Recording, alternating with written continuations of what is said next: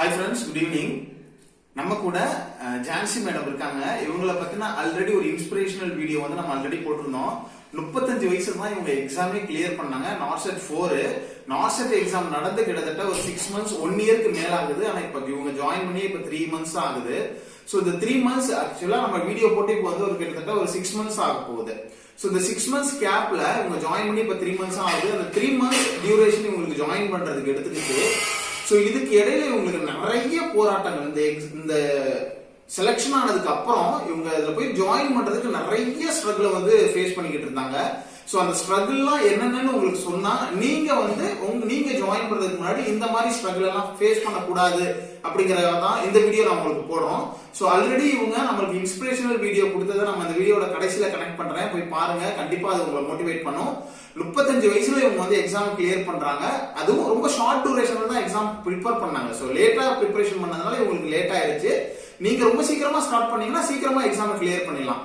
So இன்னைக்கு இவங்க என்னென்ன ப்ராப்ளத்தை ஃபேஸ் பண்ணாங்க, ஏன் லேட் ஆயிருச்சு, ஜாயின் பண்றதுக்கு ஏன் லேட் ஆயிருச்சு, என்னென்ன இஷ்யூஸ் இருந்தது அப்படிங்கறது தான் நான் வந்து இவங்கள்ட்ட கேட்டு தெரிஞ்சுக்க போறோம். வாங்க வீடியோக்குள்ள போலாம். சோ இவங்க சார் வந்து பாத்தீங்கன்னா ஜான்சி மேடத்தோட ஹஸ்பண்ட், மேடம் ஜான்சி மேடம்.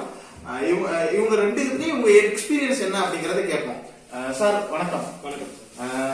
இப்போ மேடத்துக்கு வேலை கிடைச்சிருச்சு இல்ல? சோ நிறைய ஸ்ட்ரகிள், நீங்க என்னென்ன ஸ்ட்ரகிள் பட்டீங்க அப்படிங்கறது எனக்கு வந்து போன் மூலமா எனக்கு அப்டேட் பண்ணிக்கிட்டே இருந்தீங்க, அதனால தெரியும். சோ அதை வந்து நம்ம ஸ்டூடெண்ட்ட சொல்லிட்டோம் அப்படின்னா அவங்க வந்து பின்னாடி எந்த ப்ராப்ளமும் இல்லாம அவங்க கொஞ்சம் ஈஸியா போய் ஜாயின் பண்ணுவாங்க. அதுக்காக தான் நான் உங்கள்ட்ட இந்த கொஸ்டினை ரைஸ் பண்றேன். இப்போ மேடத்துக்கு வேலை கிடைச்சிருச்சு, இப்போ நீங்க எப்படி ஃபீல் பண்றீங்க? ரொம்ப சந்தோஷமா இருக்கு. ஆனா ரொம்ப கஷ்டப்பட்டோம் நாங்க.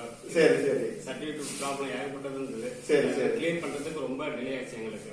இந்த சந்தோஷத்தை உங்களால வார்த்தையால சொல்ல முடியுமா? அது எப்படி ஃபீல் பண்றீங்க? ரொம்ப ஃபீல் பண்றோம். கடைசி ரொம்ப கடவுளுக்கு தான் நன்றி. ரொம்ப சரி சரி சரி. கடவுளுக்கு செகண்ட், இவங்களோட ஹார்ட் ஒர்க் தான் ஃபர்ஸ்ட் இல்ல?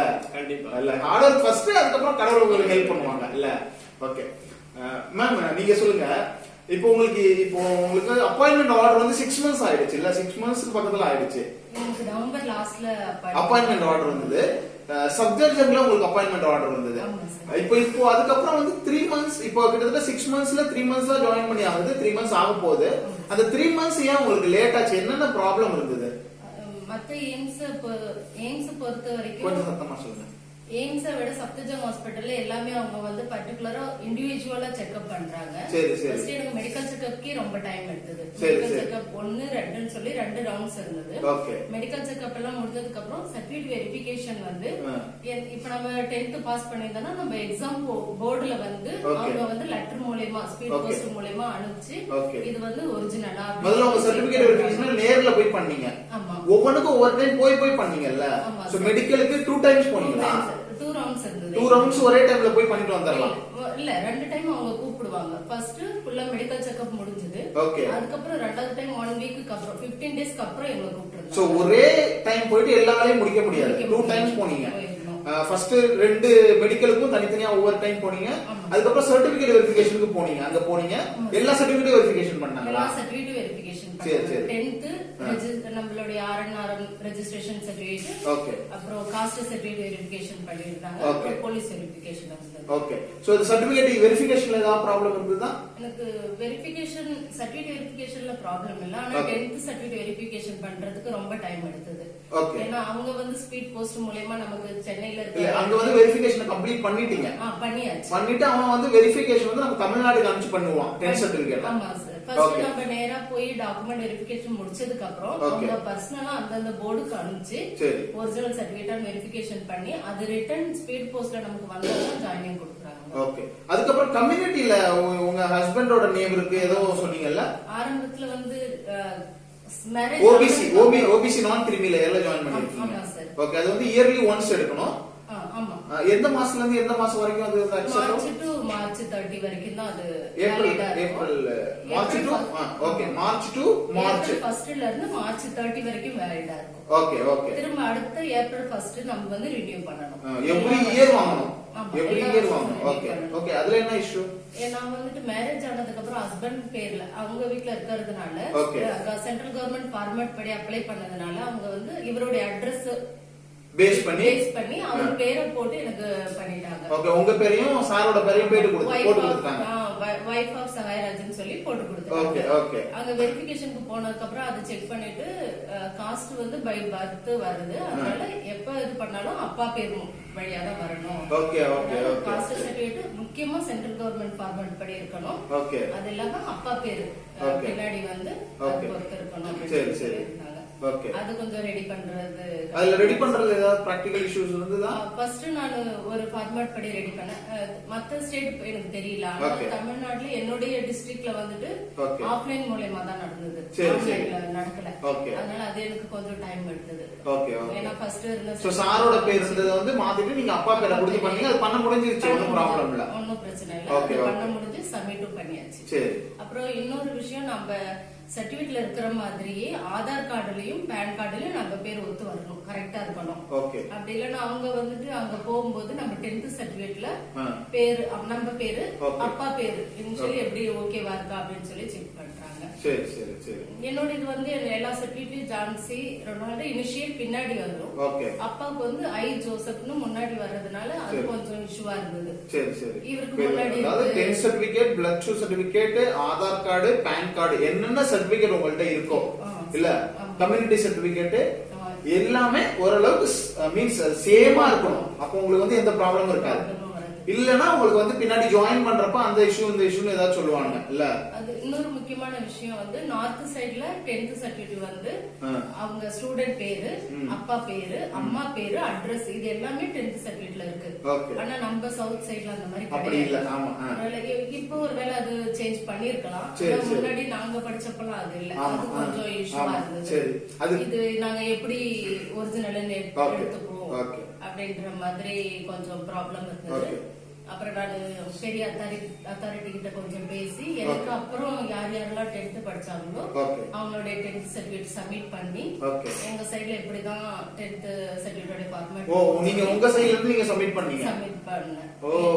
என்னோட பேட்ச்ல 2 பேரோட எனக்கு முன்னாடி இருக்கும் எங்க ஹஸ்பண்டோட 10th certificate. Okay okay okay. எனக்கு கீழ இருக்கிறவங்க முடிச்சவங்களோட 10th சர்டிபிகேட் எல்லாமே ஒரிஜினல் வாட்ஸ்அப் மூலமா வாங்கி. சோ 10th சர்டிபிகேட் உங்களுக்கு வெரிஃபிகேஷன் நம்ம ஊருக்கு அனுப்பிச்சு பண்ணாங்க. அதுல கொஞ்சம் ஒரு 1 month 15 days பக்கத்துல ஆயிடுச்சு.